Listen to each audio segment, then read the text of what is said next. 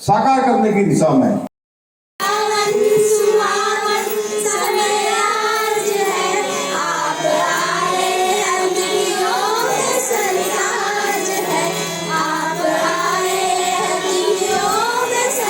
माननीय मुख्यमंत्री जी और माननीय मंत्री जी का बहुत बहुत आभारी हूँ कि उन्होंने संस्कृत विद्यालय जो 13 आदर्श गांव बनाए हुए हैं उसमें नैनीताल विधानसभा का जो कोटाबाग का पांडे गांव है उसको लिया गया है। मैं बहुत बहुत आभार और धन्यवाद प्रकट करती हूँ कि आपने नैनीताल विधानसभा का पांडे गांव को चुना, जिसमें कि संस्कृत को द्वितीय भाषा का जो एक दर्जा दिया गया है उत्तराखंड में।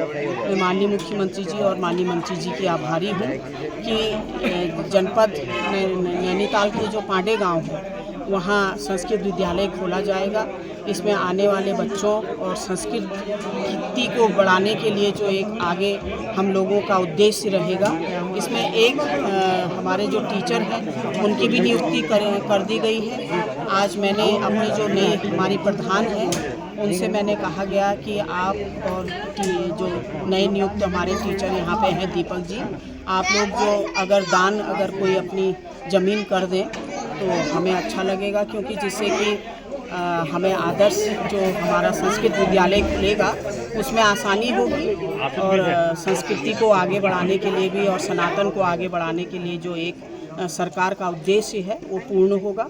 मैं बहुत बहुत धन्यवाद करती हूँ माननीय मुख्यमंत्री जी और मंत्री जी का कि उन्होंने नैनीताल जनपद के दूरस्थ हमारा जो ब्लॉक कोटाबाग है उसमें पांडे गांव को चुना और यहाँ के जो जनप्रतिनिधि हैं उनको और स्थानीय लोगों को बधाई देते हुए इसमें सहयोग करने की भी अपील करती हूँ कि आप ही के द्वारा ये विद्यालय को आगे बढ़ाया जाएगा और आप ही लोग इसमें ज़मीन ढूंढवाएंगे और आप ही लोग इसमें सहयोग करेंगे। ये मैंने माननीय अपनी जो नई नियुक्त हमारी प्रधान हैं उनसे और क्षेत्र पंचायत सदस्य हैं हमारे यहाँ पे राहुल पंत जी और हमारे जो महामंत्री हैं नैनीताल मंडल के संधू सनवाल जी को भी ये कहा है कि यहाँ पे आप सहयोग करेंगे। सभी का बहुत बहुत आभार। जय हिंद, जय भारत।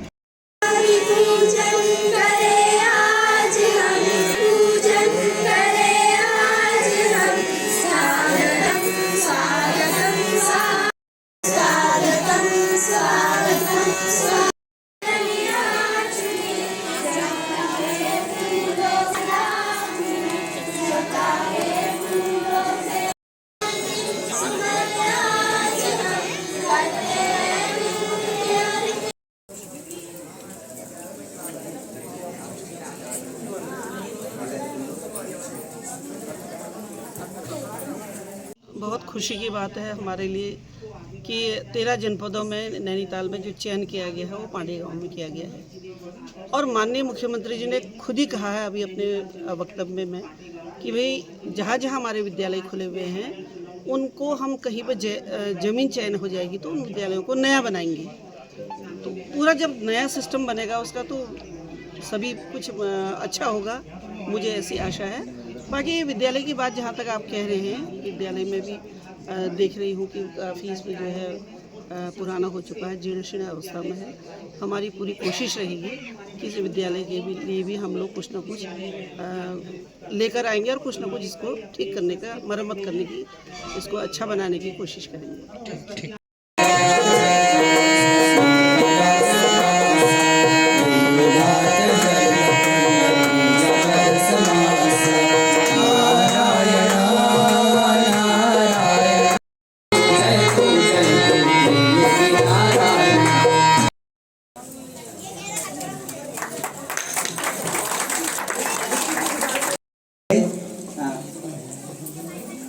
माननीय मुख्यमंत्री महोदय हम सभी के बीच देख लिया, स्तरीय निरीक्षण कर लिया है और उसमें मैंने टीचर्स को कह दिया कि जो क्षतिग्रस्त जो दुर्घटना वाला कमरा है उसको वहाँ पर ना पढ़ाएं, जो दूसरे 2 अतिरिक्त कक्ष हैं वहाँ पर बच्चों को पढ़ाएं और जो ये टूटा हुआ है इसका प्रस्ताव मैंने उनसे ले लिया है और इसका आगमन हम जो हमारी एजेंसी है निर्माण एजेंसी जल्दी से इसका हम DPR बनाकर हम निदेशालय को और जिला प्रशासन को भी भेजेंगे, क्योंकि आदरणीय जिलाधिकारी द्वारा भी इसमें बजट की व्यवस्था की जा रही है। ठीक। मंत्री श्रीमान पुष्कर सिंह धामी महोदय देहरादून जिले के भोगपुर नाम के गांव से हम सभी के बीच में जुड़ेंगे, बीच में जुड़ रहे हैं।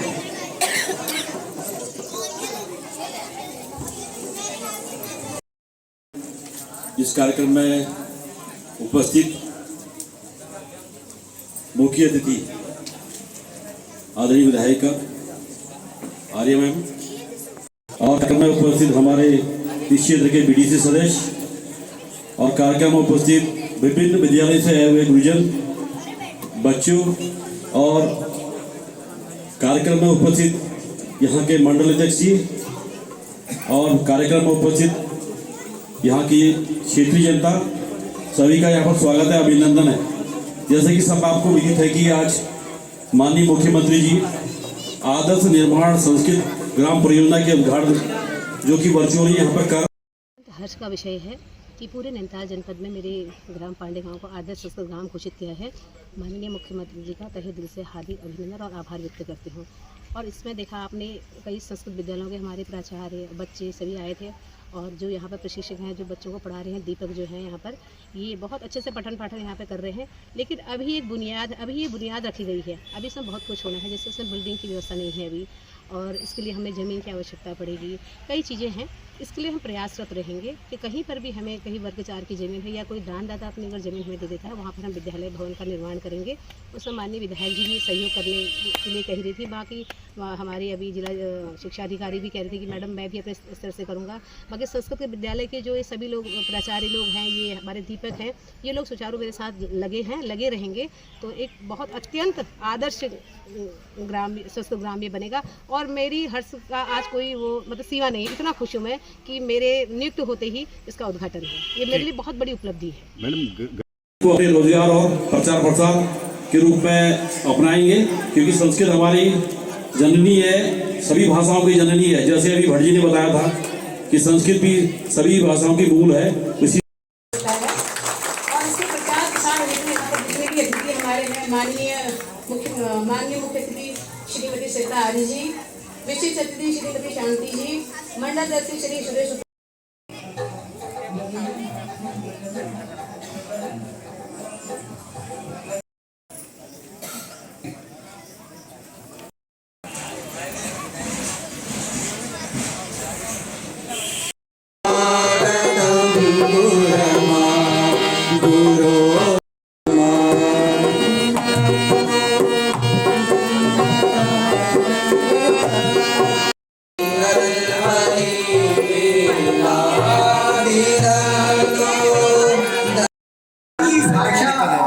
प्रथम वैज्ञानिकी जी, राहुल पंत जी और यहाँ पर जो अवसर के हम सब साक्षी हैं, ऐसे विशाल यज्ञ के हम सब साक्षी हैं। ऐसा अवसर भगवान चत्वारि दिनानि माननीय मुख्यमंत्री महोदयाः देहरादूनं आगतवन्तः। पीडितानां मध्ये भूत्वा तेषां सहयोगं कृतवन्तः। क्रमेऽस्मिन् अतिविशिष्टित अतिथीनां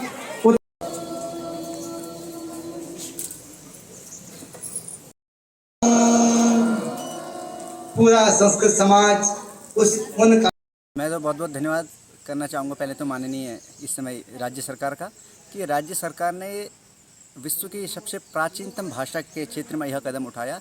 और जहाँ तक मेरी बात है, मेरी नियुक्ति की यहाँ पर बात है, तो मैं अपने स्तर से धरातल में वो हर कार्य करने को तैयार हूँ जिससे इस ग्राम का और इस ग्राम के सभी जनों का सर्वांगीण विकास हो सकता है। मैं वो हर संभव प्रयास करूँगा जिससे हम सभी लोग एक आदर्श ग्राम के रूप में बाहर प्रदर्शित हो पाए।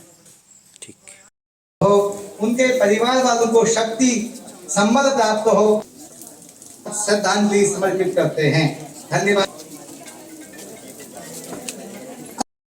साकार करने की दिशा में संस्कृत भाषा अनादि और अनंत है और माना जाता है कि संस्कृत का आविष्कार देवताओं ने किया था, इसीलिए इसे देववाणी भी कहा जाता है। और इस श्लोक में संस्कृत की भाषा के बारे में ठीक लिखा गया है, भाषासु मुख्या मधुरा दिव्या। इस भूमि पर तपस्या की और संस्कृत ग्रंथों की रचना की। आज जब हम आधुनिकता की ओर बढ़ रहे हैं, ऐसे समय में हमारी सरकार का प्रयास है कि देववाणी संस्कृत की पवित्र ज्योति को उत्तराखंड में आने वाले काम न करें, किसी को धर्म के मार्ग में बाधा बनने का काम न करें, सनातन को नुकसान पहुंचाने का काम न करें। ऐसे पाखंडियों को सामने लाने के लिए ऑपरेशन कालनेमी भी हमने प्रारंभ किया है। भाइयों बहनों, ऐसे पाखंडियों के खिलाफ सख्त कार्रवाई भी प्रारंभ हुई है। भाइयों बहनों, उत्तराखंड की पावन धरा, जहां वेदों की और मनुष्यों ने तपस्या कर ज्ञान की गंगा प्रवाहित की है, उस पवित्र भूमि पर हमारी गौरवशाली सांस्कृतिक सभी का कर्तव्य है। इसी को ध्यान में रखते हुए हम भविष्य में इन आदर्श संस्कृत ग्रामों में संस्कृत भवनों के निर्माण के साथ साथ राजकीय प्राथमिक संस्कृत विद्यालयों की भी स्थापना भी करेंगे। सुनता है कि आज हम उत्तराखंड के प्रत्येक जनपद में आदर्श संस्कृत ग्राम की स्थापना कर देववाणी को, जिसके बारे में मेरे से पहले बोलने वाले सारे वक्ताओं ने अपने विचार रखे, इस देववाणी संस्कृत को जन जन तक पहुंचाने के आदरणीय